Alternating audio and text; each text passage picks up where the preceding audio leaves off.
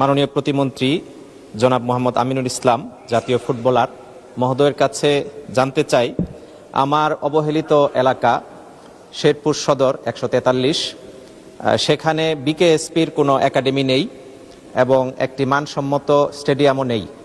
তো জেলা পর্যায়ে আমরা আশা করতে পারি কিনা যে খুব শীঘ্রই আপনি এই ধরনের দুটি প্রতিষ্ঠানের ব্যবস্থা করবেন। ধন্যবাদ মাননীয় স্পিকার। ধন্যবাদ মাননীয় সংসদ সদস্য। মাননীয় প্রতিমন্ত্রী। মাননীয় স্পিকার, প্রথমত আমার নাম আমিনুল হক।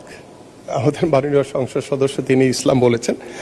আমি যে বিষয়টি ইতিমধ্যে আপনাদের সামনে উপস্থাপন করতে চাই যে আমাদের নির্বাচনী যে ইশতেহার এবং আমাদের যে পরিকল্পনা রয়েছে, আমরা তৃণমূল পর্যায় থেকে খেলাধুলাকে ছড়িয়ে দেওয়ার জন্য ইতিমধ্যে আমাদের মাননীয় প্রধানমন্ত্রীর নির্দেশনা অনুযায়ী আমরা কিন্তু কাজ শুরু করেছি এবং ইনশাআল্লাহ আগামীকালকে আমাদের যে প্রথম যে নির্বাচনী ইশতেহারে যে খেলাধুলাকে পেশা হিসেবে প্রতিষ্ঠা করার লক্ষ্য নিয়ে আমরা বাংলাদেশের জাতীয় সকল ক্রীড়াবিদদেরকে বেতন কাঠামোর আওতায় এনে তাদেরকে ক্রীড়া ভাতা প্রদান করতে যাচ্ছি। ইনশাআল্লাহ আগামীকালকে এটি শুভ উদ্বোধন হবে এবং ক্রীড়া কার্ড এবং আমাদের জাতীয় বীরদেরকে যারা বাংলাদেশের জন্য সম্মান বয়ে নিয়ে আসবে তাদেরকে আমরা সর্বোচ্চ সম্মান দিতে চাই। সেই লক্ষ্য নিয়ে আগামীকালকে আমাদের সেই জাতীয় ক্রীড়াবিদদেরকে সংবর্ধনা অনুষ্ঠানও সংবর্ধিত করা হবে তাদেরকে।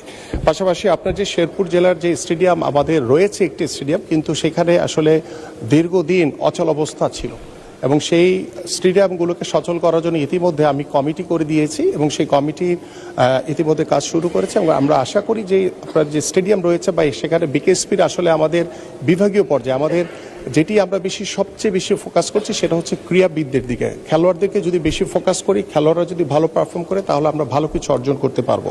কিন্তু আমরা অবকাঠামোর থেকে আমরা খেলোয়াড়দের দিকে বেশি মনোযোগী। বাট বিকেএসপি হয়তো বা আমরা বিভাগীয় পর্যায়ে রয়েছে, আমাদের জানেন আপনাদের যে ঢাকার সাভারে রয়েছে, কিন্তু আমাদের যে বিভাগীয় শহরগুলো যে বিকেএসপিগুলো এখনো সচল না সেগুলোকে আমরা সচল করার চেষ্টা করছি। বাট আপনার এই শেরপুরে এখানে আমাদের যে স্টেডিয়াম দরকার এবং আমরা প্রত্যেকটি উপজেলায় মিনি স্টেডিয়ামও নির্মাণ করছি এবং প্রথম পর্যায়ে প্রায় আমাদের 125টি স্টেডিয়াম নির্মাণ করা হয়েছে এবং 201টি আমাদের দ্বিতীয় পর্যায়ে চলমান রয়েছে। পরবর্তীগুলোতে আমরা করব।